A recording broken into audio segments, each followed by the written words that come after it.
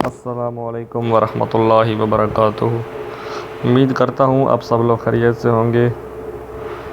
تو یہ سیرت النبی والا پلے لسٹ میں جو آخری ویڈیو تھی وہ حضرت زید بن حارثہ رضی اللہ تعالیٰ عنہ کی بات چل رہی تھی۔ جنہوں نے وہ ویڈیو نہیں دیکھی وہ دیکھ لیں، اور اس چیز سے آگے یہاں آج ہم کنٹینیو کرتے ہیں۔ حضرت ابو بکر صدیق رضی اللہ تعالیٰ عنہ کہتے ہیں، جب میں یمن میں اپنی خریداری اور تجارتی کام کر چکا تو رخصت ہونے کے وقت اس کے پاس آیا۔ اس وقت اس نے مجھ سے کہا، میری طرف سے چند شعر سن لو جو میں نے اس نبی کی شان میں کہے تھے۔ اس پر میں نے کہا، اچھی بات ہے، سناؤ۔ تب اس نے مجھے وہ شعر سنائے۔ اس کے بعد جب میں مکہ معظمہ پہنچا تو نبی صلی اللہ علیہ وسلم اپنی نبوت کا اعلان کر چکے تھے۔ فوراً ہی میرے پاس قریش کے بڑے بڑے سردار آئے۔ ان میں زیادہ اہم عقبہ بن ابی معیط، شیبہ، ابو جہل اور ابو بختری تھے۔ ان لوگوں نے مجھ سے کہا، اے ابو بکر، ابو طالب کے یتیم نے دعویٰ کیا ہے کہ وہ نبی ہیں۔ اگر آپ کا انتظار نہ ہوتا تو ہم اس وقت تک صبر نہ کرتے۔ اب جب کہ آپ آ گئے ہیں، ان سے نپٹنا آپ ہی کا کام ہے۔ اور یہ بات انہوں نے اس لیے کہی تھی کہ حضرت ابو بکر رضی اللہ عنہ نبی کریم صلی اللہ علیہ وسلم کے قریبی دوست تھے۔ ابو بکر رضی اللہ تعالیٰ عنہ فرماتے ہیں کہ میں نے اچھے انداز سے ان لوگوں کو ٹال دیا اور خود آپ کے گھر پہنچ کر دروازے پر دستک دی۔ آپ باہر تشریف لائے، مجھے دیکھ کر آپ نے ارشاد فرمایا، اے ابو بکر، میں تمہاری اور تمام انسانوں کی طرف اللہ کا رسول بنا کر بھیجا گیا ہوں، اس لیے اللہ تعالیٰ پر ایمان لے آؤ۔ آپ کی بات سن کر میں نے کہا، آپ کے پاس اس بات کا ثبوت ہے؟ آپ نے میری بات سن کر ارشاد فرمایا، اس بوڑھے کے وہ شعر جو اس نے آپ کو سنائے تھے۔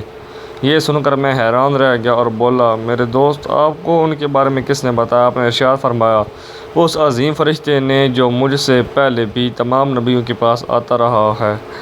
حضرت ابو بکر صدیق نے عرض کیا، اپنا ہاتھ لائیے، میں گواہی دیتا ہوں کہ اللہ کے سوا کوئی معبود نہیں اور یہ کہ آپ اللہ کے رسول ہیں۔ آپ میرے ایمان لانے پر بہت خوش ہوئے، مجھے سینے سے لگایا، پھر کلمہ پڑھ کر میں آپ کے پاس سے واپس آ گیا۔ مسلمان ہونے کے بعد حضرت ابو بکر صدیق نے جو سب سے پہلے کام کیا وہ تھا اسلام کی تبلیغ۔ انہوں نے اپنے جاننے والوں کو اسلام کا پیغام دیا، انہیں اللہ اور اس کے رسول کی طرف بلایا۔ چنانچہ ان کی تبلیغ کے نتیجے میں حضرت عثمان بن عفان مسلمان ہوئے۔ حضرت عثمان کے مسلمان ہونے کی خبر ان کے چچا حکم کو ہوئی تو اس نے انہیں پکڑ لیا اور کہا، تو اپنے باپ دادا کا دین چھوڑ کر محمد کا دین قبول کرتا ہے؟ اللہ کی قسم، میں تجھے اس وقت تک نہیں چھوڑوں گا جب تک کہ تو اس دین کو نہیں چھوڑے گا۔ اس کی بات سن کر حضرت عثمان غنی نے فرمایا، اللہ کی قسم، میں اس دین کو کبھی نہیں چھوڑوں گا۔ ان کے چچا نے جب ان کی پختگی اور ثابت قدمی دیکھی تو انہیں دھوئیں میں کھڑا کر کے تکلیف پہنچائی۔ حضرت عثمان غنی رضی اللہ تعالیٰ عنہ ثابت قدم رہے۔ حضرت عثمان کی فضیلت میں ایک حدیث میں آیا ہے کہ نبی کریم صلی اللہ علیہ وسلم نے فرمایا، جنت میں ہر نبی کا ایک رفیق یعنی ساتھی ہوتا ہے، اور میرے ساتھی وہاں عثمان ابن عفان ہوں گے۔ حضرت ابو بکر صدیق رضی اللہ تعالیٰ عنہ نے اسلام کی تبلیغ جاری رکھی۔ آپ کی کوششوں سے حضرت عثمان کے بعد حضرت زبیر بن عوام بھی مسلمان ہو گئے۔ اس وقت ان کی عمر 8 سال تھی۔ اسی طرح حضرت عبد الرحمن بن عوف بھی اب حضرت ابو بکر صدیق کی کوشش سے مسلمان ہوئے۔ جاہلیت کے زمانہ میں ان کا نام عبد القعبہ تھا۔ اب نبی کریم صلی اللہ علیہ وسلم نے آپ کا نام عبد الرحمن رکھا۔ یہ عبد الرحمن بن عوف کہتے ہیں، امیہ ابن خلف میرا دوست تھا۔ ایک روز اس نے مجھ سے کہا، تم نے اس نام کو چھوڑ دیا جو تمہارے باپ نے رکھا تھا؟ جواب میں نے کہا، ہاں چھوڑ دیا۔ یہ سن کر وہ بولا، میں رحمان کو نہیں جانتا، اس لیے میں تمہارا نام عبداللہ رکھتا ہوں۔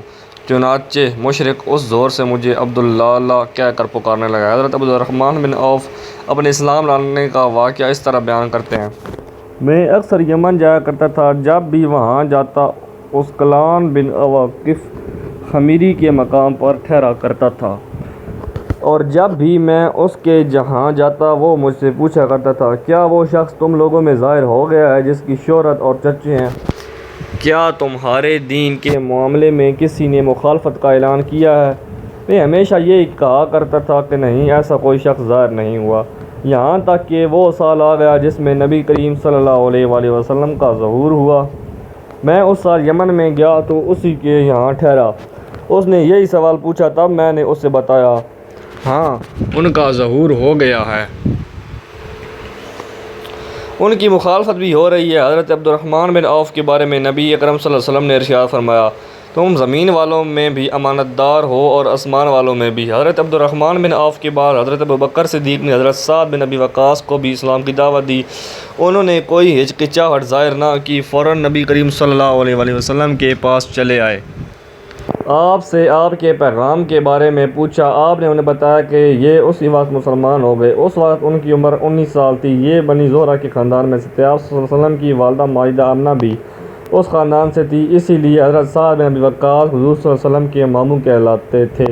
آپ نے حضرت سعد بن ابی وقاص رضی اللہ تعالیٰ عنہ کے لیے ایک بار فرمایا، یہ میرے ماموں ہیں، ہے کوئی جس کے ایسے ماموں ہوں؟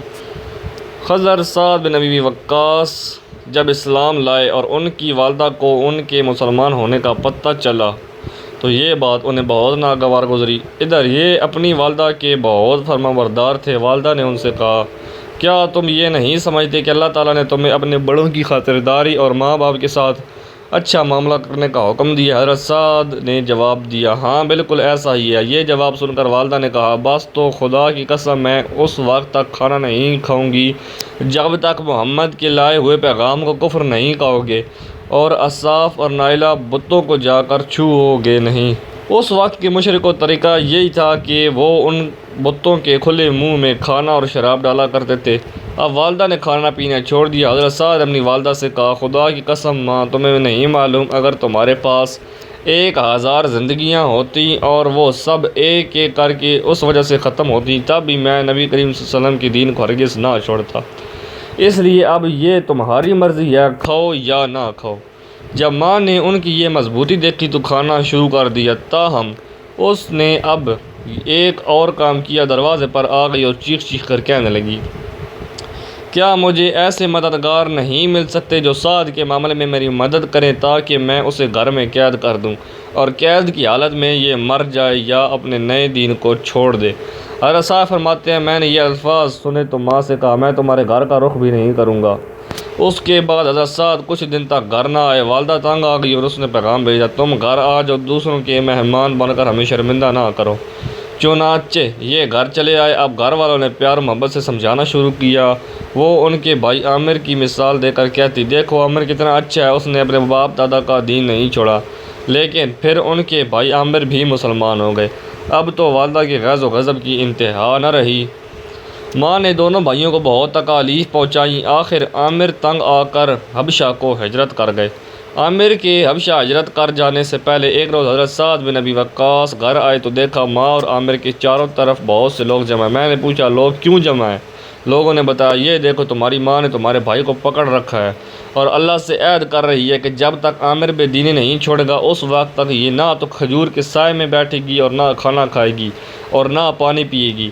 حضرت سعد بن ابی وقاص رضی اللہ تعالیٰ عنہ نے یہ سن کر کہا، اللہ کی قسم ماں، تم اس وقت تک کھجور کے سائے میں نہ بیٹھو اور اس وقت تک کچھ نہ کھاؤ پیو جب تک کہ تم جہنم کا ایندھن نہ بن جاؤ۔ غرض انہوں نے ماں کی کوئی پرواہ نہ کی اور دین پر ڈٹے رہے۔ اسی طرح حضرت ابوبکر صدیق کی کوششوں سے حضرت طلحہ تمیمی بھی اسلام لے آئے۔ حضرت ابوبکر صدیق انہیں حضور نبی کریم صلی اللہ علیہ وسلم کی خدمت میں لائے اور یہ آپ کے ہاتھ پر مسلمان ہوئے۔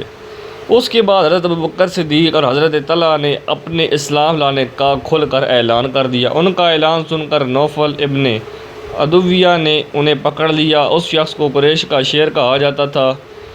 اس نے دونوں کو ایک ہی رسی سے باندھ دیا۔ اس کی اس حرکت پر ان کے قبیلے بنو تمیم نے بھی انہیں نہ بچایا۔ اب چونکہ نوفل نے دونوں کو ایک ہی رسی سے باندھا تھا اور دونوں کے جسم آپس میں بالکل ملے ہوئے تھے، اس لیے انہیں قرینین کہا جانے لگا، یعنی ملے ہوئے۔ نوفل بن عدویہ کے ظلم کی وجہ سے نبی کریم صلی اللہ علیہ وسلم نے فرمایا، اے اللہ، ابن عدویہ کی شر سے ہمیں بچا۔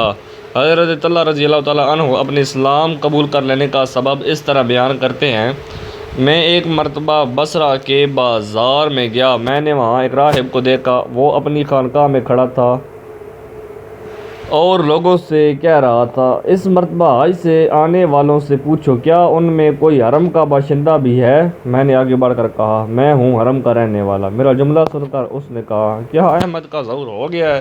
میں نے پوچھا، احمد کون ہے؟ تب اس راہب نے کہا، احمد بن عبداللہ بن عبد المطلب، یہ اس کا مہینہ ہے، وہ اس مہینے میں ظاہر ہوگا۔ وہ آخری نبی ہے، اس کے ظاہر ہونے کی جگہ حرم ہے، اور اس کی ہجرت کی جگہ وہ علاقہ ہے جہاں باغات ہے، سبزہ زار ہے، اس لیے تم پر ضروری ہے کہ تم اس نبی کی طرف بڑھنے میں پہل کرو۔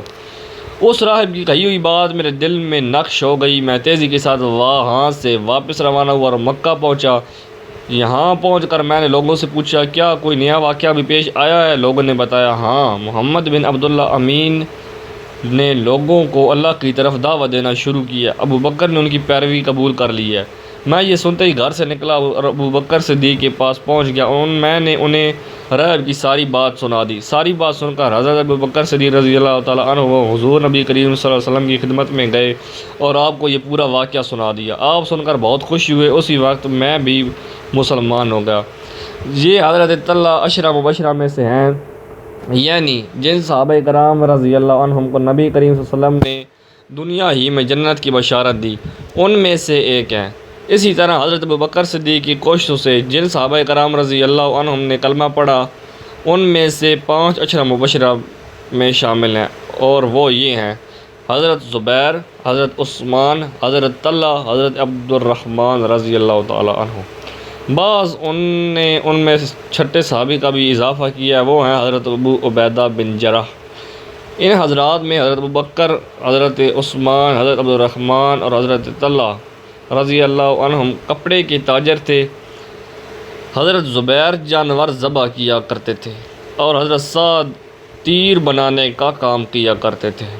ان کے بعد حضرت عبداللہ بن مسعود ایمان لائے، اور وہ اپنے اسلام لانے کا واقعہ یوں بیان کرتے ہیں: میں ایک دن عقبہ بن ابی معیط کے خاندان کی بکریاں چرا رہا تھا۔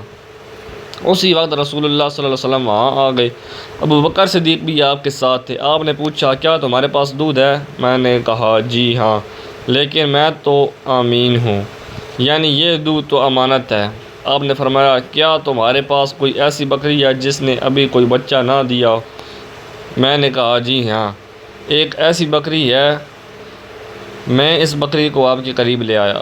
اس کے ابھی تھن پوری طرح نہیں نکلے تھے۔ آپ نے اس کی تھنوں کی جگہ پر ہاتھ پھیرا، اسی وقت اس بکری کے تھن دودھ سے بھر گئے۔ یہ واقعہ دوسری روایات میں یوں بیان ہوا ہے کہ اس بکری کے تھن سوکھ چکے تھے۔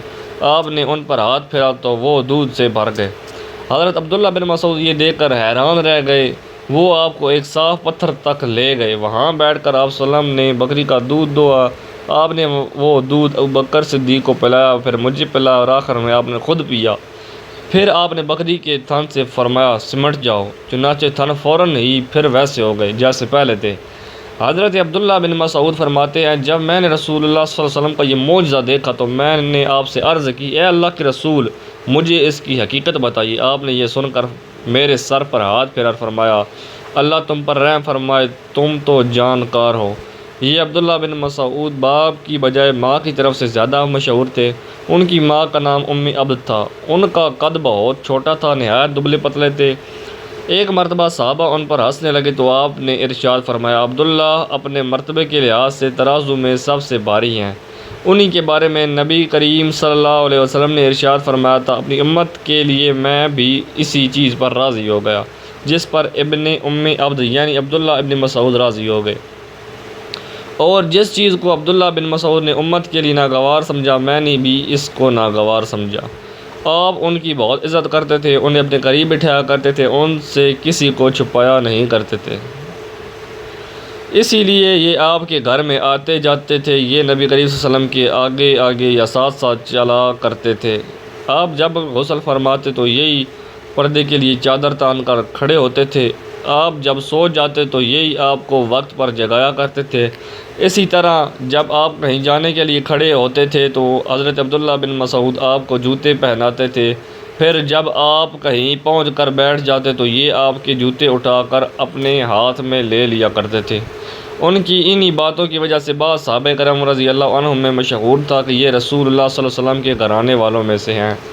انہیں آپ صلی اللہ علیہ وسلم نے جنت کی بشارت دی تھی۔ حضرت عبداللہ بن مسعود فرمایا کرتے تھے، دنیا تمام کی تمام غموں کی پونجی ہے، اس میں اگر کوئی خوشی ہے تو وہ صرف وقتی فائدے کے طور پر ہے۔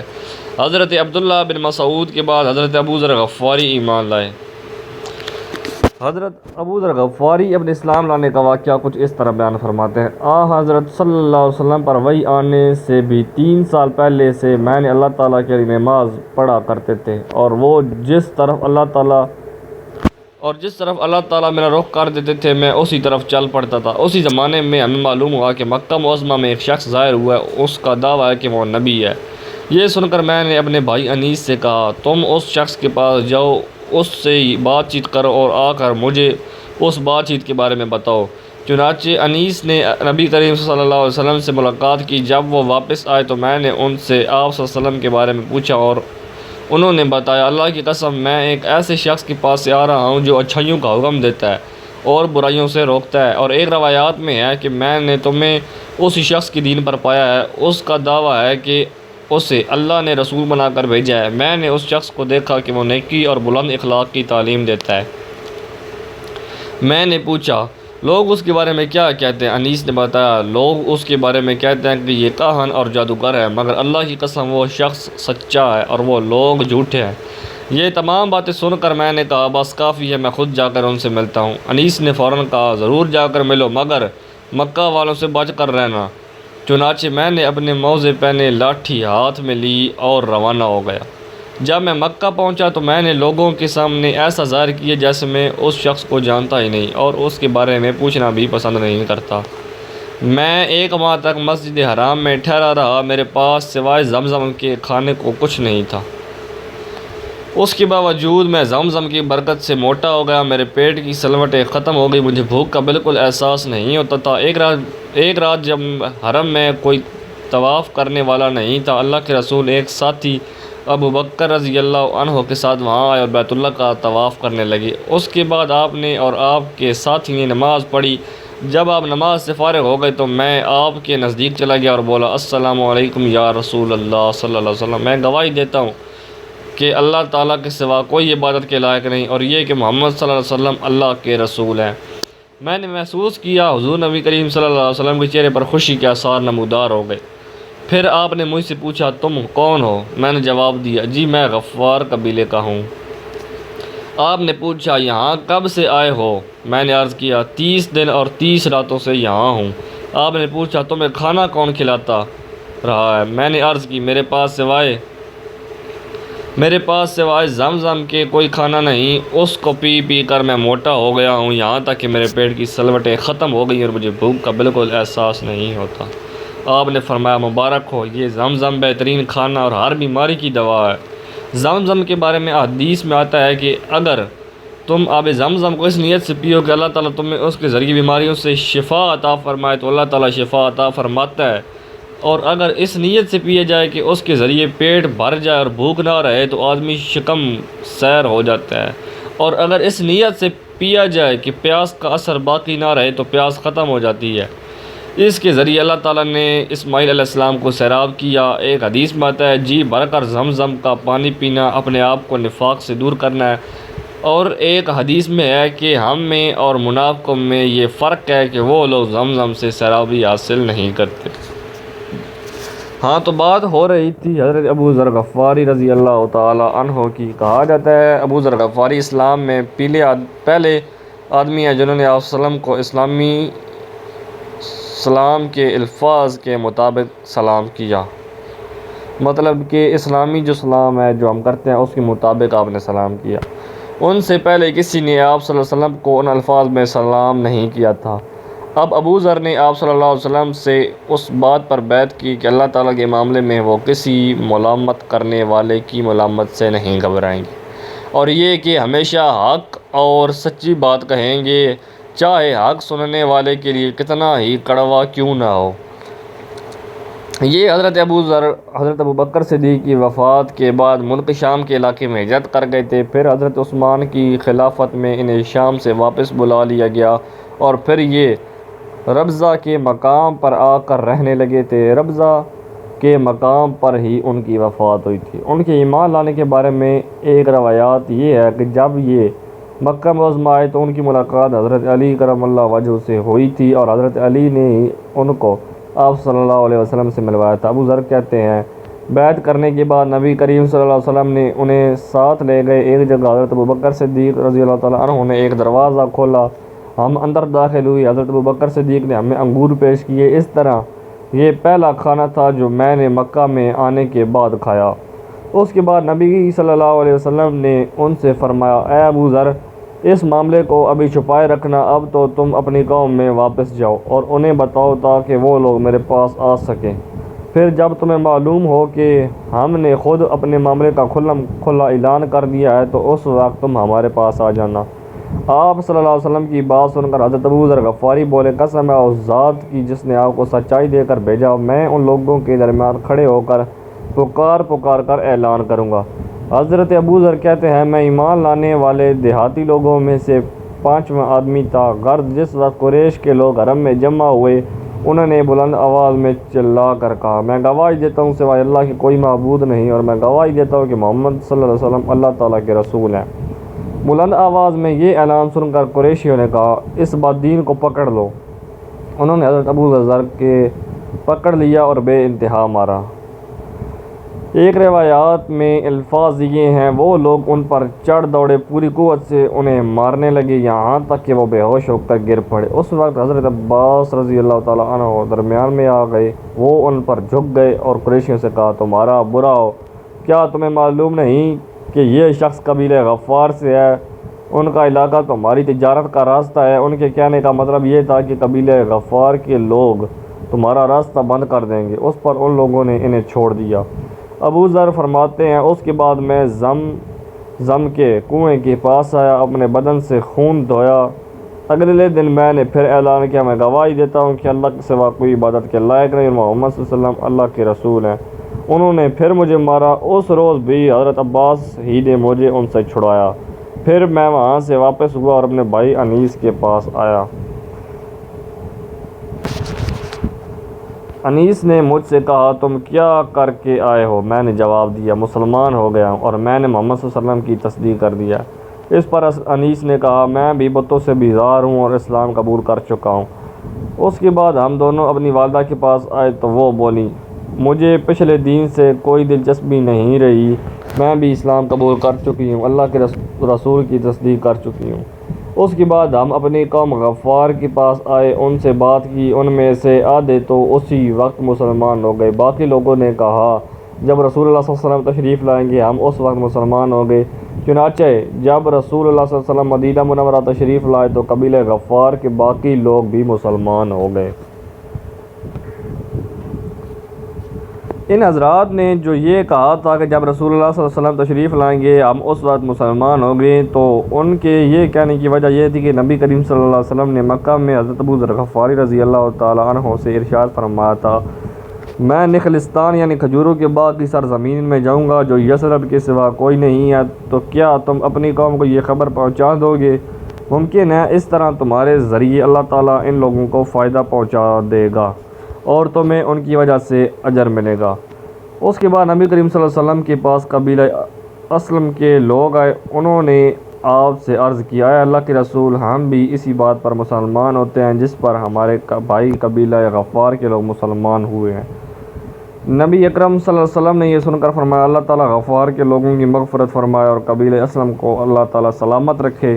یہ حضرت ابو ذر غفاری رضی اللہ عنہ ایک مرتبہ حج کے لیے مکہ گئے، طواف کے دوران کعبے کے پاس ٹھہر گئے، لوگ ان کے چاروں طرف جمع ہو گئے۔ اس وقت انہوں نے لوگوں سے کہا، بھلا بتاؤ تو تم میں سے کوئی سفر میں جانے کا ارادہ کرتا ہے تو کیا وہ سفر کا سامان ساتھ نہیں لیتا؟ لوگوں نے کہا، بے شک ساتھ لیتا ہے۔ تب آپ نے فرمایا، تو پھر یاد رکھو قیامت کا سفر دنیا کے ہر سفر سے کہیں زیادہ لمبا ہے، اور جس کا تم یہاں ارادہ کرتے ہو اسی لیے اپنے ساتھ اس سفر کا وہ سامان لے لو جو تمہیں فائدہ پہنچائے۔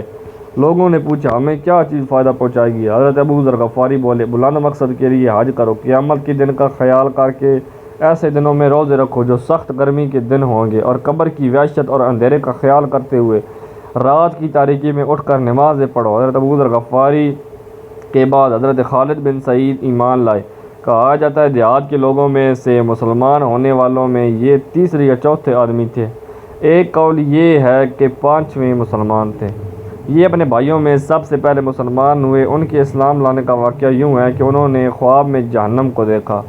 اس کی آگ بہت خوفناک انداز میں بھڑک رہی تھی۔ یہ خود جہنم کے کنارے کھڑے تھے۔ خواب میں انہوں نے دیکھا کہ ان کا باپ انہیں جہنم میں دھکیلنا چاہتا ہے، مگر نبی کریم صلی اللہ علیہ وسلم ان کا دامن پکڑ کر انہیں دوزخ میں گرنے سے روک رہے ہیں۔ اسی وقت گھبراہٹ کے عالم میں ان کی آنکھ کھل گئی۔ انہوں نے فوراً کہا، میں اللہ کی قسم کھا کر کہتا ہوں کہ یہ خواب سچا ہے۔ ساتھ ہی انہیں یقین ہوگا کہ جہنم سے انہیں رسول اللہ صلی اللہ علیہ وسلم ہی بچا سکتا ہے۔ فوراً ابوبکر صدیق رضی اللہ عنہ کے پاس آئے، انہیں اپنا خواب سنایا۔ ابوبکر صدیق رضی اللہ تعالیٰ عنہ نے فرمایا، اس خواب میں تمہاری بھلائی اور خیر پوشیدہ ہے، اللہ کے رسول موجود ہیں، ان کی پیروی کرو۔ چنانچہ حضرت خالد بن سعید رضی اللہ عنہ فوراً ہی نبی کریم صلی اللہ علیہ وسلم کی خدمت میں حاضر ہوئی۔ انہوں نے آپ سے پوچھا، اے محمد، آپ کس بات کی دعوت دیتے ہیں؟ آپ نے ارشاد فرمایا، میں اس بات کی دعوت دیتا ہوں کہ اللہ ہے، کہ اس کا کوئی شریک نہیں، کوئی اس کے برابر کا نہیں، اور یہ کہ محمد اللہ کے بندے اور رسول ہیں، اور تم جو یہ پتھروں کی عبادت کرتے ہو اس کو چھوڑ دو۔ یہ پتھر نہ سنتے ہیں، نہ دیکھتے ہیں، نہ نقصان پہنچا سکتے ہیں، نہ فائدہ۔ یہ سنتے ہی حضرت خالد بن سعید رضی اللہ عنہ مسلمان ہو گئے۔ ان کے والد کا نام سعید بن عاص تھا۔ اسے بیٹے کے اسلام قبول کرنے کا پتہ چلا تو وہ آگ بگولا ہو گیا۔ بیٹے کو کوڑے سے مارنا شروع کیا، یہاں تک کہ اتنے کوڑے مارے کہ کوڑا ٹوٹ گیا۔ پھر اس نے کہا، تو نے محمد کی پیروی کی، حالانکہ تو جانتا ہے وہ پوری قوم کے خلاف جا رہا ہے، وہ اپنی قوم کے معبودوں کو برا کہتا ہے۔ یہ سن کر حضرت خالد بن سعید رضی اللہ عنہ بولے، اللہ کی قسم، وہ جو پیغام لے کر آئے ہیں میں نے اس کو قبول کر لیا ہے۔ اس جواب پر وہ اور غضبناک ہوا اور بولا، خدا کی قسم، میں تیرا کھانا پینا بند کر دوں گا۔ حضرت خالد بن سعید نے جواب دیا، اگر آپ میرا کھانا پینا بند کر دیں گے تو اللہ تعالیٰ مجھے روٹی دینے والا ہے۔ تنگ آ کر سعید نے بیٹے کو گھر سے نکال دیا، ساتھ ہی اپنے باقی بیٹوں سے کہا، اگر تم میں سے کسی نے بھی اس سے بات چیت کی تو میں اس کا بھی یہی حشر کروں گا۔ حضرت خالد بن سعید گھر سے نکل کر نبی کریم صلی اللہ علیہ وسلم کی خدمت میں آ گئی۔ اس کے بعد وہ آپ کے ساتھ ہی رہنے لگے، باپ سے بالکل بے تعلق ہو گئی، یہاں تک کہ جب مسلمانوں نے کافروں کے مظالم سے تنگ آ کر حبشہ کی طرف ہجرت کی تو یہ ہجرت کرنے والوں میں سے پہلے آدمی تھے۔ ایک مرتبہ ان کا باپ بیمار ہوا۔ اس وقت اس نے قسم کھائی کہ اگر خدا نے مجھے اس بیماری سے صحت دے دی تو میں مکہ میں کبھی محمد کے خدا کی عبادت نہیں ہونے دوں گا۔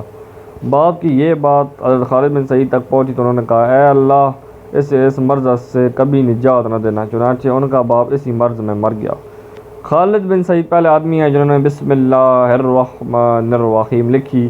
ان کے بعد ان کے بھائی عمرو بن سعید مسلمان ہو گئے۔ ان کے مسلمان ہونے کا سبب یہ ہوا کہ انہوں نے خواب میں ایک نور دیکھا۔ نور زمزم کے پاس سے نکلا اور اس سے مدینے کے باغ تک روشن ہو گئے، اور اتنے روشن ہوئے کہ ان میں مدینے کی تازہ کھجوریں نظر آنے لگی۔ انہوں نے یہ خواب لوگوں سے بیان کیا تو ان سے کہا گیا، زمزم عبد المطلب کے خاندان کا کنواں ہے اور یہ نور بھی انہی میں سے ظاہر ہوگا۔ پھر جب ان کے بھائی خالد مسلمان ہو گئے تو انہیں خواب کی حقیقت نظر آنے لگی، چنانچہ یہ بھی مسلمان ہو گئے۔ ان کے علاوہ سعید کی اولاد میں سے ریان اور حکم بھی مسلمان ہوئے۔ حکم کا نام نبی کریم صلی اللہ علیہ وسلم نے عبداللہ رکھا۔ اسی طرح ابتدائی دنوں میں مسلمان ہونے والوں میں حضرت صہیب بھی تھے۔ ان کا باپ ایران کے بادشاہ کسریٰ کا گورنر تھا۔ ایک مرتبہ کیسر کی فوجوں نے اس کے علاقے پر حملہ کیا۔ اس لڑائی میں صہیب رضی اللہ تعالیٰ عنہ گرفتار ہو گئے، انہیں غلام بنا لیا گیا۔ اس وقت یہ بچے تھے، چنانچہ یہ غلامی کی حالت میں ہی روم میں پلے بڑھے، وہیں جوان ہوئے۔ پھر عرب کے کچھ لوگوں نے انہیں خرید لیا اور فروخت کرنے کے لیے مکہ کے قریب عکاظ کے بازار میں لے آئے۔ اس بازار میں میلہ لگتا تھا۔ اس میلے میں غلاموں کی خرید و فروخت ہوتی تھی۔ میلے سے ایک شخص عبداللہ بن جدعان نے خرید لیا۔ اس طرح یہ مکہ میں غلامی کی زندگی گزار رہے تھے کہ نبی کریم صلی اللہ علیہ وسلم کا ظہور ہو گیا۔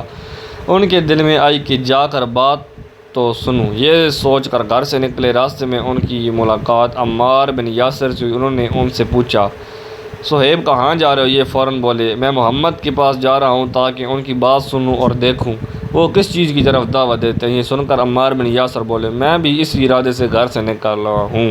یہ سن کر صہیب بولے، تب پھر اکٹھے ہی چلتے۔ اب دونوں ایک ساتھ قدم اٹھانے لگے۔ اس کے بعد جو بھی ہوا وہ انشاءاللہ تعالیٰ آگے بیان ہوگا۔ اللہ تعالیٰ سے دعا ہے اللہ تعالیٰ آپ سب لوگوں کی جائز مرادوں کو پورا فرمائے اور ہمیں دین اسلام پر استقامت عطا فرمائے۔ السلام علیکم ورحمۃ اللہ وبرکاتہ۔